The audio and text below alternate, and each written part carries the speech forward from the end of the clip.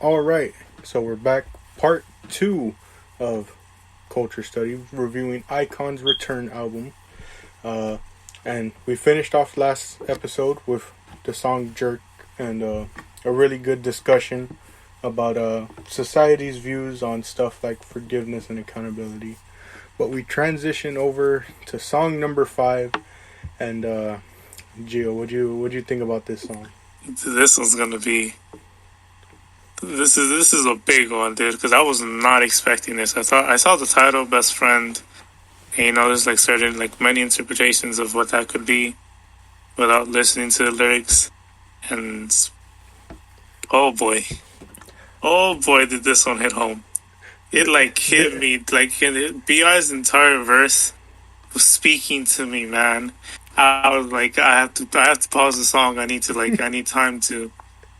a break, bro, because he was calling me out. I felt personally attacked by this. Dude, the discussion of this song might go longer than the discussion at the end of last episode. Because, oh man, this song, just like Gio said, this song hit way too different, And with what Gio knows about me, is it any surprise that this was my favorite song off the album? This song was just really good. And even without the lyrical context, if I had heard it without seeing what the lyrics were, it still would have been my favorite because the vocal performances and the overall instrumental were just amazing and one of the best on the song. But the lyrics themselves, there was just so much that I was just like, oh man, this song, why did it need to come into my life? What were some of the lyrics that stuck out to you, Gio? We're gonna start on the tame side before we get to the stuff that really hits. It's between you and me, one of us is an idiot who can neither leave nor get closer. That's kind of it hits, but not at the same level. And then this one hurts. To me, this one hurt me. I'm watching you, who's watching him, and trying to soothe myself, but tears well up. Bro. I mean, you know what happened in high school. We both know what happened in high school. Everyone knows what happened in high school, except for the listeners, which is good, because this would have been very embarrassing. Oh, man. We've all been there, bro. You've been there, I've been there. You have this crush on a girl. You have you're completely infatuated with her. You dead ass, you love her from afar, but you just can't. You want it so bad, but it doesn't happen, dude. You're looking how the lyrics. You're looking at her, but she has her attention. She's looking at somebody else. Another guy has her attention, and then you're just you're trying your best to you're trying your best with what you've got and how you want to deal with these feelings, but it's just too much. It's too much, and then you start welling up, man. It's literally, it's so straightforward. But it hits, man. It hits. It's funny because you said it was one of the tamer ones. But with what you know about me, think about the set of lyrics between you and me. One of us is an idiot who can neither leave nor get closer. That line, that was like a slap in the face to me. I honestly felt insulted. Not insulted. I felt like I got called out on my BS right there. I felt like 50 Cent when Floyd Mayweather called him out. You remember in that meme? Why do you say that's me for? That's me. I'm like, whoa. Why is this song talking about me now? Dude, I didn't know that was gonna hit you, but the one I thought that was really gonna hit you was, if we could feel the way we wanted to feel, I would have given up hope long ago. That one is you. That's 100% you. That one hit. The one that also hit was I'm embarrassed for being conscious of the distance between us, because that's just again, kind of going back to the line of I'm an idiot for who can't leave or get closer. It's the line I just said ties into that one, because it's you have to be embarrassed of the fact that you're conscious of the fact that that when it comes to this relationship, you're never gonna get any closer than what it currently is. So why the hell are you still here? You know, like you know what the distance between the two people are, between you and that person. So like you how are you not embarrassed at the fact that you know this and yet continue to stay? Speaking of distance, this line: when I try to take a step closer, you take his hand and get further. Bro, oh my god. Dude, come on, man. This is like, it's speaking to me. This is like the first time ever. Like, everyone's always talking about on Twitter, oh, this song is speaking to me, all these lyrics are, this is me. But this is the first time I've ever felt like that on a song, dude. This is literally about me. He's talking about my life, bro. He wrote this after like looking at my life. He's like, I'm gonna talk about this idiot real quick. You know, I'm gonna say one line, all right? I'm gonna say one line that it hits for you, it hits for me, and it probably hits for damn near anyone else, or not everyone, but for most part, it hits for a majority of people who have been in this situation. Why do you tell me with that sweet voice, you are my best friend? No. Oh no. Oh my god. No, dude, I purposely didn't want to write that one down, bro, because it was too much, dude. It was so embarrassing. Oh, dude. I hate it.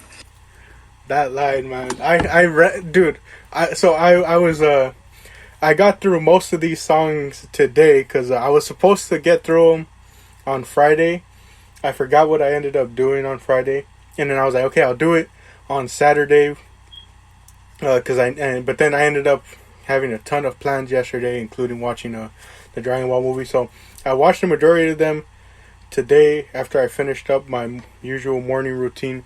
And I was listening to the song, and as soon as I read that line, I literally paused it and sat there for a minute. And then I texted Gio, like, why the heck did you put this song into my life? I read that line and I was like, dude, it's such a simple line, but yet, my goodness, does it hit like a truck. The whole song, and like, to close it out, if I just have one main message to send to people, it's that I want better for people. I know it's tough, you know, but if you aren't somebody's first option, please move on from them. And I don't mean it in the sense of like you meet someone who, you know, has had partners before. I mean it in the sense of like you meet somebody that you like and you're holding out hope that one day they'll feel the same way about you. Please just have some respect for yourself and move on from that situation. We're begging you, like, please move on. Like little bro, if you're listening to this and you're in that position, I'm talking about like those freshmen who like are experiencing love for the first time, or what they think is love. You gotta move on. She's not worth it. You think she's worth it, but she's not. You gotta move on. Have some respect for yourself, like Jack is saying. Please, bro, I'm begging you, move on. Stop settling for being a person's second option. If you aren't number one in their eyes, do not settle. Know your worth, people. Know your worth. Even if she tells you, or if he tells you, you're my best friend, leave immediately. Transfer schools. Go to the next state over. You gotta stop. It's not gonna amount to anything, bro. You like, it's like they're probably thinking, Jack, they don't know my situation though. It's not like that. It's not like that. We know what it's like. We've been there. You gotta move on. Learn from our mistakes. The moment you are labeled as best friend, just get out of there, bro. Bro or girl. It doesn't matter if you're a girl or a guy. If you are in this type of situation is it's rated E for everyone, you know. This situation can happen to anyone. Please, whether you're a man or woman, have some respect for yourself. And this is speaking from a place of knowledge, you know. We're not just speaking out of our bottoms, you know. We like you were saying, we've experienced this. You can say all you want, oh, it's not like that. It is like that, trust us. Please, for the betterment of yourself and for your future self who's going to be up at night thinking about the things you did, have some self-respect and move on. Like, you know what line screams simp? Which one? I'm okay being the person you lean on from time to time. I read that line so many times and I was just like, oh man, does it hurt to know that so many people can relate to that one line. Dude, if someday there's no one by your side, will you look at me? Dude. If any listeners are thinking that, thinking of like, oh, well, maybe one day if he or she has no one, they'll look my way. No, they will not. Again, if they didn't look at you as the first option, you will never be an option. And But even if you are an option, have some self-respect, dude. If you're not the one at that moment, you need to move on. Don't settle for being second or third for somebody. It's not good for your self-esteem. It's not good for you overall. Just, if you're not the one right now, move on. Don't wait. Find someone else, and then maybe in the future, years later, and I don't know. That sounds like very hypocritical, but if it's basically decide when you want it to happen. Don't let someone else decide for you. All right, moving on to our next song, "Everything." What'd you think of this song, Gio?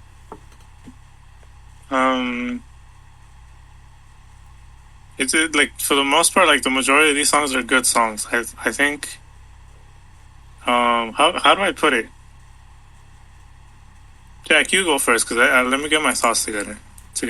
I really liked this song. The pre-chorus was really beautiful. June is definitely probably one of my favorites from this group, solely off this album, just because, I don't know, he always seems to have some of the best parts and best vocals on a lot of these songs. Like, I really enjoyed it. And the line that really stuck out to me was, "The world is so cruel, all beautiful things come to fade." Like, that was just a really good line. I remember that one. Yeah, I really enjoyed that line. It was pretty good, but I don't know. I don't know if this is like the direction or like what you were trying to like allude at or say, but like following Best Friend. I mean, there's a couple of songs that I obviously liked, but a lot of them were like, they were good, but I didn't really have much like notable things to say about them. Like following Best Friend, I mean, there's certain songs that I'll elaborate like more on and like have more to say, but I don't know, it was more of like a up and down type of thing following like Best Friend. It was like there would be a song I like, or well, no, there would be a song I have a lot to say about, and then one where I didn't have much to say about, but that doesn't necessarily mean it was a bad song, Yeah, I definitely I feel that, because that's how it, like, from, yeah, that honestly, that's spot on. After Best Friend is kind of like up and down, like you said, and sometimes there's like, maybe there's like one thing to say about the song, but besides that, it's like, it's a good song, but there really isn't much to talk about or to say, I should say. Yeah, definitely. I mean, it's kind of hard to top because, like, Best Friend is like the high point of this album. Like, that's the climax, and then we're kind of on the descending action part of it all, where it's like, where it's not really like the climax, but like that's the high point, and everything afterwards, it's like, it's good. It's all good, but like it has certain peaks to certain songs. Like, again, some songs will get more attention, but any other thoughts on this song? Did you wanted to say? I mean, to be honest, earlier when I said I was getting my thoughts together, I didn't really have any thoughts to put together. I was kind of, I didn't know what to say, so I threw it to you. But it was basically, it's a good song, but I don't know. This is really, I have nothing to say about it, to be honest. What about the next song, "Hug Me"? Oh, "Hug Me," bro. I got a lyric waiting for you. All right. So this one, there's a lot, like, the entire song is literally just a bunch of like, it doesn't hit as hard as the slaps that best friend was giving us, but it's still Slaps. you know. Slaps. Best friend was Prime Mike Tyson, bro. We were in the gulag for that one, boy. So the one I wrote down was, if only out of manner I've been trying to hold it back, but I can't. I'm about to explode. You're his girl, but I like you a lot. And I don't know, that like, to me, it was kind of him. That smells like copium to me. I don't know about you, but that's definitely copium. I was gonna say that, especially. That's big boy copium, when he's just like, no, I don't love you, I just like you a lot. That's big boy copium. Oh man, that is definitely copium. That is actually, I don't know if I want to say this, because I truthfully don't know who listens to these episodes, so I don't want to end up saying something that someone might recognize and like speak about, but it's good. That was the copium I was on for 5 years. I was straight up lying to myself, like, no, I don't love him. I just like him. I like them. I'm fine being in this position of that I'm in. I don't even like him. It's just infatuation. Dude, like, chill. I don't even like him. I just like talking with them about all this stuff, and I'm willing to stay up till like 4 or 5 in the morning to talk to them. No, I don't love him. I just like him a lot. Straight copium. Yeah. Oh man, that's a funny line from that. Other than that, though, this is another song where I was like, I didn't have much to say about it, though. Just a nice little song on the album. Some of the lyrics are really nice. I like the whole vibe of it. Where he's kind of like, I think it says like, I like the message that it says, where it's like, at least for like 10 seconds, let me hold you, or something like that. Let me hug you. And I thought that was kind of like, it's not beautiful. But it's like pretty. You know what I mean? It's like, it's a pretty line. Like, this guy who can't have her, he's just like, 10 seconds. That's all I want, or that's all I need to be able to let you go. I thought it's kind of it's clever. But besides that, it's kind of like, besides that slap in the face, it's nothing much to say. Yeah, and real quickly, I just reread through the lyrics, so this is something I do want to speak on, because it ties to our little message to the people at the end of the best friend discussion. The line says, "But I still feel so strongly. I'm a bit impatient. Who knows? I'll keep the door open." Slam that door shut. Do not keep the door open. Please, people. Have some self-respect. That's all I want to say. Literally bolt the door shut. Put some planks in front of it. Put your wardrobe in front of it. Treat it like Rainbow Six and start, building over it, Put some wood planks, bolt it down with, heavy bolts and screws. Do whatever you can. Reinforce that door and never open it again. As my dad always says, when God closes a door, he opens another one for you, So when that door closes, it stays closed. Do not bother trying to open that door back up. 100%. Anyways, our next song, Don't Forget. What do you think about this song, Joe? This is one of my favorite ones on the album. I like the whole, like, the melody, like the vocal melody. I like the instrumentals. I like the piano. It's a very, like, you could definitely feel the sadness for this one. Just to give like a little bit of context, this song was made for all of the Iconics. That's the fandom name. Like, all of the fans that left them during that 2-year period when they were in Japan. This is basically to them, and it really does hit, because it says, "Don't forget us, don't forget me, everything about me." And B.I. isn't a singer. Like, I'm not gonna say he has the best vocals, but it's like him singing that. It's just kind of like, it makes it hit different, because you're not expecting it from him, and he was the leader of Ikon. So it's kind of like, I don't know, it's kind of like that desperation, like that, like, he's basically begging those fans to kind of like think about everything that they had together, and just don't forget about us. Or even if you don't want to come back, just don't forget about us. And I think like it's a very sad song to me.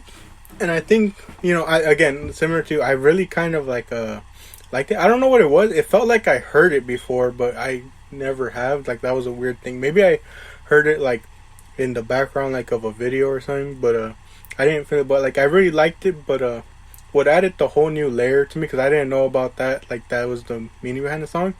What added like a whole new layer to it for me was reading the comments on the video, because the line you used, many people were using that in reference to Bi leaving the group, because especially he's the one that sings. He, like you said, he's the one that sings that line. Don't forget us, don't forget me, everything about me. They were using that in connection to him leaving the group. Dude, after he left, after he willingly left from the groups to not hurt the image of Ikon, everyone was playing that song. Everyone, like every time there was a concert and that song came up, every single iconic in that stadium was singing that song, thinking about Bi. The members were thinking of Bi. Everyone had Bi on their mind when this song came on, I should say. Yeah, that was something that added a whole new layer to it, and honestly made me like enjoy the song a lot more, because it's like, it just really adds to that like feeling of sadness and sorrow that the song displays.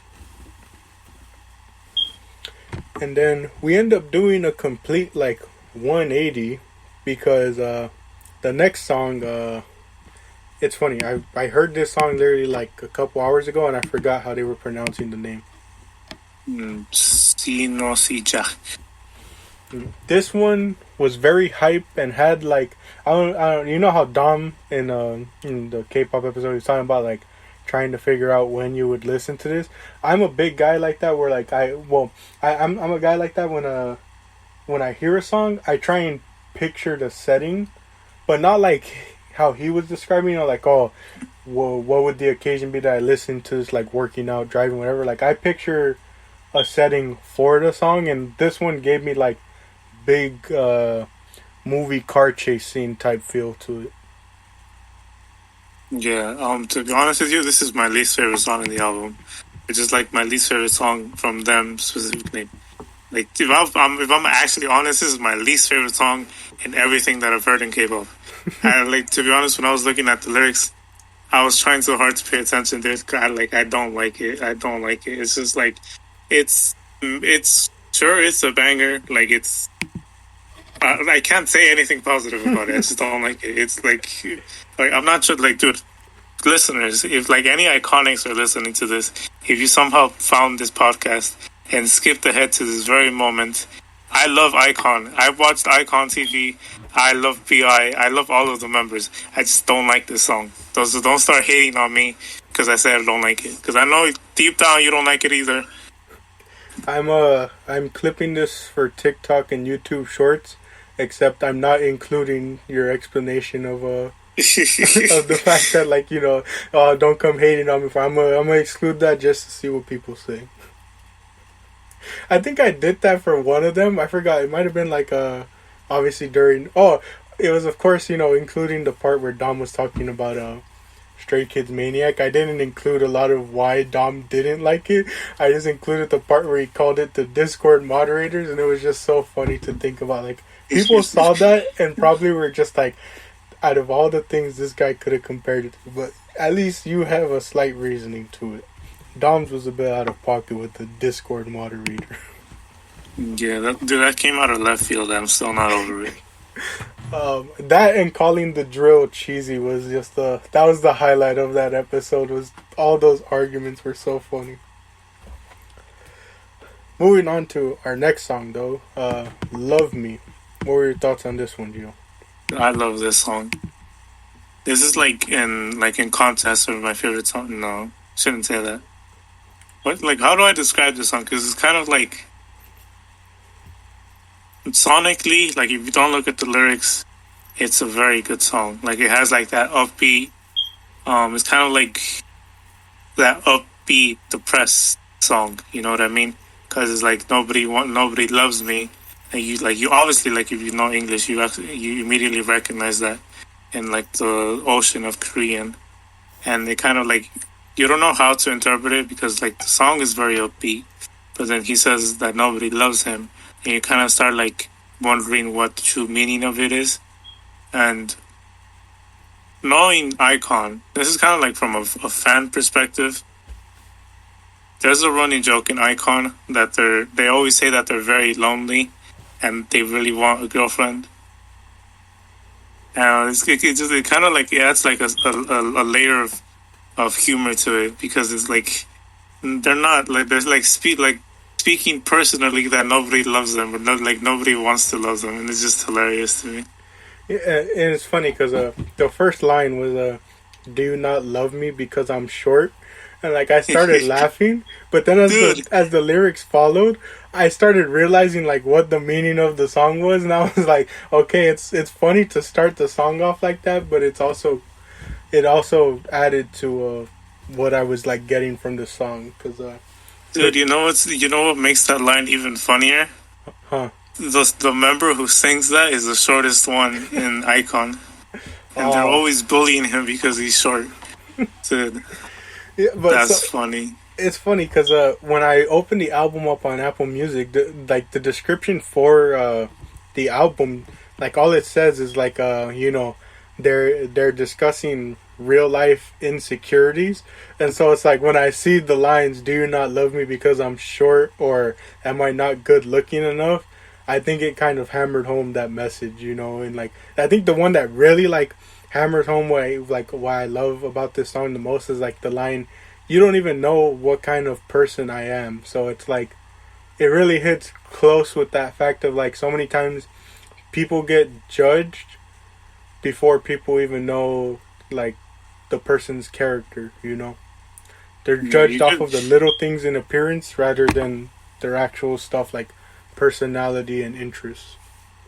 Yeah, like there's a line on here that says, "My reflection in the mirror is so pitiful. Everyone falls in love, but it's not so easy." So that's like you could kind of tell that they went like all in like capturing the insecurities and how like extreme they are at times. Because like to call yourself like the reflection that you see in the mirror pitiful, like you have to be like in a dark place to like say something like that.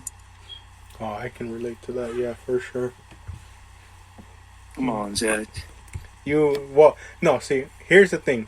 I won't get into the details of my mind and all that, because that's a story for another time when I'm fully ready to tell. But the one thing I will say is that the one thing I want to see change in is when it comes to like, especially like a song like this where people are like wondering, why doesn't anyone love them? Like how it's talking about. And this can also lead to even a thing of like, because they say nobody loves me in the song, right? So that even kind of shows that they don't have any love for themselves, which kind of really adds to that lyric about looking at themselves in the mirror and looking at themselves with pity.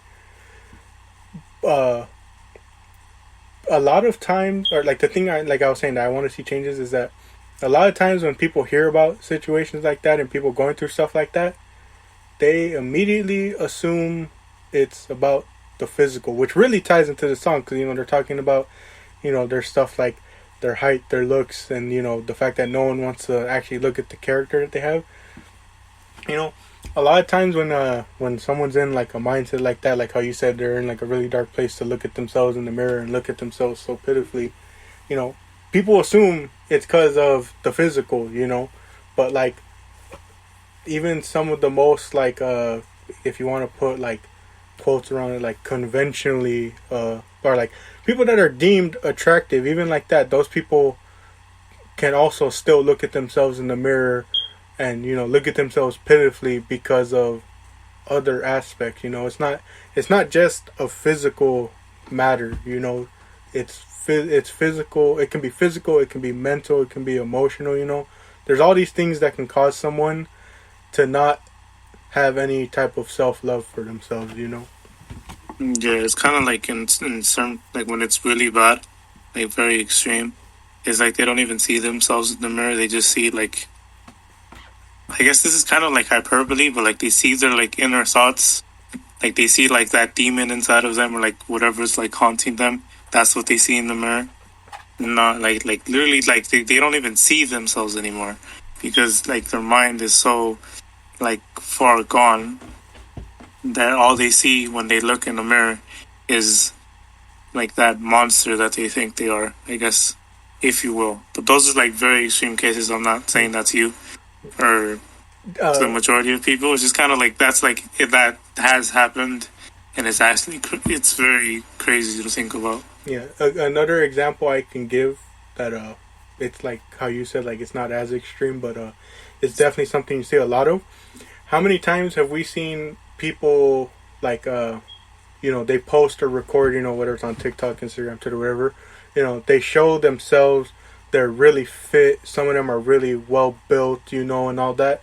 How many of them still say that anytime they look in the mirror, all they can think about, all they can see is the person from before, and like it's a real issue for them where even if they're really fit, all they can see is who they were before when they were overweight, when they weren't as healthy as they were now. So many people, they go through that, and like again, kind of tying to my point, they look well, fit, healthy, attractive, whatever you want to label them as, but yet here they are not being able to view themselves the same way, because they, like how you were saying, they don't see themselves the way other people are seeing themselves, and that's kind of what I went through for years, where people weren't seeing what I was seeing in myself, Mm-hmm. And that's just something I want people to become better at, is not immediately jumping to the conclusion of like, if someone has low self-esteem or doesn't have much, self-love, don't immediately assume it's because of the way they look. Some people are happy with the way they look, but aren't happy with other aspects of themselves. Mm-hmm. I agree completely. Moving on to the second to last song, Just Go. What did you think about this? This was also sad.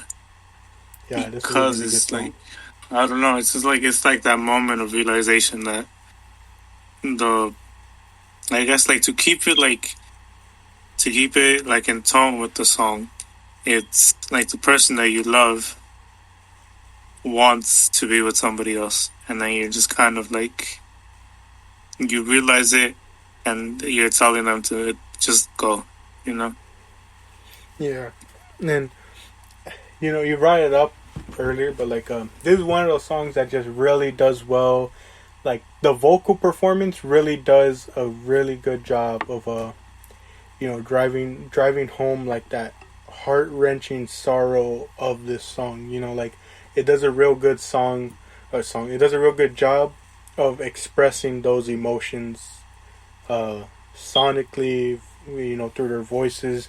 Even the instrumental does a really good job of just sending home that emotion. And again, June really has a really good performance on this song, and definitely is probably one of my favorite members from them just off of this album, like I said earlier, because I don't know, a lot of the songs he just always seemed to have my favorite part of it. Mm. And I really like that comment, that heart-wrenching sadness. I really like that. And I don't know if there's more you want to talk about with this song, but the part that I don't want to say it annoys me, but it's just funny because when you think about all the stuff we've talked about with certain songs, it's like you get this song where it's like, just go, finally leave out my life, essentially, type thing, even though they're kind of sad about it. But you're like, all right, they finally got to that point. They're moving on. They're shutting the door. They're moving on. They're letting that person go from their life. And then the next song is Long Time No See, which is about like seeing them again. And now it's just funny that like that's the transition we get to. And like it's funny because the next song, obviously the final song in the album, Long Time No See, I listened to it, I was reading the lyrics, and not only did I think about that, but then I was like, this is tying back to the IU song about wanting to see somebody again even after all that happened. Oh, right, dude. Yeah. You know, But because it's like, kind of like, I want to hear your thoughts on it because I kind of interpreted it differently. The well, same with like literally what happened with the IU song. because it was like, there was a lot of lyrics where it's like, oh, long time no see, how have you been? The one line, you waited for so long, I won't go anywhere now. It's like, I don't know. This almost makes it seem, now that I'm rereading that set of lyrics, this almost seems like the script is flipped, where it's like the person you were waiting for so long finally recognizes, oh yeah, you've been waiting so long and you didn't go anywhere. That's good to see. And it's just like, wow, like that's just something that came to my mind right now. But also, it's like, I don't. Oh my gosh, I'm looking through the lyrics trying to see if I can add to my point about it, but I just saw another set of lyrics that adds to the point I just made, where it says, I made you wait in the end, I promised you with a small and frail pinky, but I didn't keep it, I'm sorry, I'll explain why I was so late. That just completely adds to the other thing I was talking about, where it's like, this just makes it seem like it's coming from the other side, where it's like, they made this person wait so long, and like, sadly, they waited that long for them. But I don't know, how did you interpret this song? There's a line, and I think my interpretation was, it was literally like the wonky translation of the video that gave me this interpretation, because I'm looking at the lyrics now in Genius, and literally I cannot find the lyric that literally made my interpretation, and that's such BS. But it had something to do with like the whole memories, and kind of like you went through something, time went on, you forgot about it, but then like for some reason you start remembering what happened, and then you're kind of like thinking to yourself, oh, long time no see, that person from my memories. That's how like one of the interpretations from that lyric that I can't find anymore that I thought of. But what else is there? Let's see. Because like it's nice that they kind of included an explanation to why they were gone. It says that as I kept trying to fulfill my dreams, they were getting bigger. That's why I was late. It was hard to settle broken dreams back again, but now I came here and you're still so beautiful. Long time no see, I've missed you so much. Yeah. You don't really see that in music, to be honest. Honestly, yeah, you really don't. Is there anything else? That's all I really have to say about that song, though. Like, it was really good. Really good album. Really good closer to the album. Trying to think. What were your final ratings or final thoughts? Like, any final thoughts and ratings for the album? I think overall, the album does a great job about talking about those real life insecurities. It did an excellent job at that. Some songs were definitely better than others, and because of that, I don't know, it's kind of like it doesn't seem fair to give it a very high rating, because some of the songs were like a miss for me, number 9 specifically. But I gave it like an 8.5. Is that high? I don't know. Maybe like no, an 8. An 8 is fair. No, like a 7.5. Yeah. Yeah, it's funny because I haven't told you or Dom yet, but I added to the schedule an episode for down the line. It won't be this week for our listeners. If there's any mutual listeners between the regular podcast and this branch of the podcast, it won't be this week. It'll probably be the week after. I actually put a topic for us to discuss, which is kind of what is kind of like our musical criteria, like what is like the basis behind a lot of our ratings, because I mentioned it before, where it's like an album to me, as illogical as it sounds, it can still be a 10 out of 10 if it only had one miss, like for me, to be a 10 out of 10, you can only have one miss. I will allow it, and you can still be a 10 out of 10. But anything more than that, it slowly drops the score. And then another thing I started thinking about was, well, it also depends on the amount of songs that are on there. Because, like, if I liked 5 songs, but there was only 8 songs on the track, then, like, what does that mean for its rating? Because it's less of a sample size to rate than compared to like an album that's like 25 songs. So like I started thinking about it, and so like I'm interested to hear like what on that episode what our criterias are going to be. Like what are our personal just thought process when it comes to rating music. I'm still trying to think of what's like fully mine and how to perfect it. So when it comes to this song, let's see. I'm thinking about the amount of songs.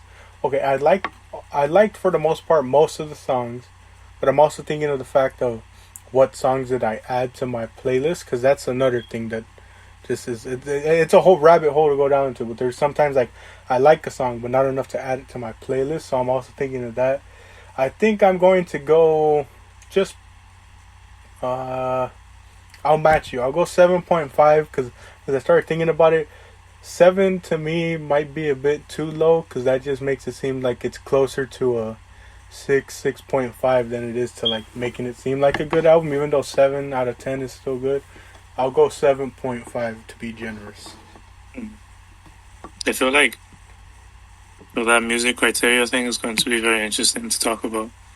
Because, like you said, like sometimes you listen to a song and you like it, but it's not.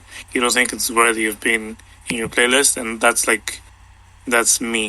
Because I'm very picky about the songs that I put in my playlist. That's why my playlists are so small. Because like I could listen to a song, but then it's like, realistically, am I ever gonna like want to listen to it again? Or like if it comes up again, am I going to be, am I going to enjoy it the same? And there's like a whole like level of thought involved. Yeah. But like to those like to our listeners, 7.5, like don't get us wrong, we're not saying that the album had like major downfalls or like certain songs just like ruined it and that's why we were giving it a 7.5. It's a solid album, but it's not like it's hard to explain because 7.5 seems like a low score for like an album like this. But it also seems reasonable for an album like this. Yeah. It's hard to explain. Yeah, especially because going to what you were saying, and it's something I'll elaborate more on. It's like, again, there's also another thing. It's like, I'm similar in the way where like I've started removing songs that I noticed that they're in my playlist, but anytime they come up, I keep skipping them. But then there's also, it's like I notice I do that with some songs, but then I notice and I'm like, I have this thing where like I recognize that like I like this song, I just don't listen to it as often as others because it has like a sense of occasion around it, Like, yeah. The best example I can give is Sing About Me, I'm Dying of Thirst by Kendrick Lamar. It's a 12-minute song, I'm not just going to ever casually throw on a 12-minute song, even though it's really good. It's honestly a 10 out of 10 song, from a really good album. But it's not something I'd play on the aux, because it's like, and like if I was driving alone, I'd throw it on the aux. But if I have a car full of people, I'm not gonna throw on a 12-minute song and expect them to, essentially enjoy be happy about it and enjoy it. Yeah, so that. Yeah, because that happened the other day. I went on a hike recently with my brother, and he put a 7-minute song, and I was just there like, when is this song going to end? Imagine putting a 12-minute song, and you're just like, okay, we get it. Can we like listen to something else? That would be like my thought if someone were to put a 12-minute song. Yeah, there's a sense of occasion around every song, and this is just something I can't wait to elaborate on, and I'm going to double check. I have it listed for next week, Thursday. I'm going to make sure Dom isn't working that day, because I feel like that's an episode that might even take 2 episodes because there's just so much to dive into. Yeah, definitely. But with that being said, I want to thank you all for joining for another episode of Culture Study. I've been your host, Jack, joined by my fellow co-hosts. Giovanni. I want to thank you all for joining, and we'll catch y'all in the next episode.